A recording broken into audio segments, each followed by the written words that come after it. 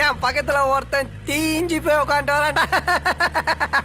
வச்சு அவனை ரவுண்டு பண்ணி பார்த்தேன்னு வச்சுக்க, போகி கொளுத்துல சைக்கிள் டயர் மாதிரியே இருப்பான்டா.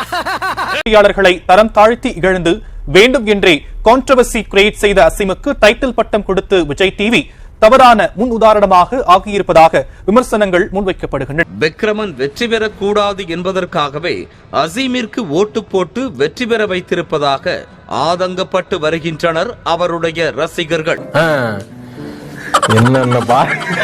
என்னென்ன சொல்றோம் பாருங்க, கம்பி கட்டுற கதையெல்லாம் எடுத்து போடுறாங்க. டிஆர்பியை ஏற்றிக் கொடுக்கும் காரணத்திற்காக அசீமிற்கு டைட்டில் பட்டம் கொடுத்திருப்பதா என விஜய் டிவியை வெளுத்து வாங்கும் ரசிகர்கள். இந்த மாதிரி எல்லாம் பண்ணணும்னு ஒரு ராஜா கண்ணங்க அவசியம். வியாபாரம் தான், எல்லா பணக்காரங்களும் செய்யற வியாபாரத்தை தான் இவரு செஞ்சிருக்காரு. எல்லாவும் பார்த்துப்பா. ரொம்ப நன்றி.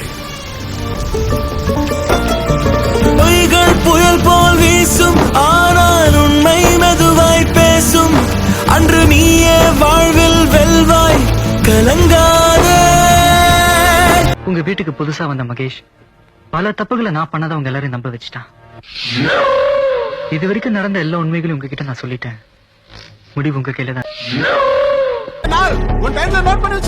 எப்படி எங்களை ஏமாத்தி குடிக்க வச்சு சோமியாட்ட கெட்ட மாதிரி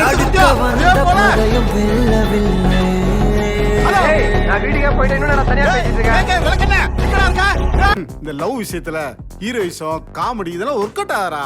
இதெல்லாம் கம்மி பண்ணிட்டு சென்டிமெண்ட கொஞ்சம் தூக்கல வச்சாதான் லவ் ஒர்க் அவுட் ஆகும்.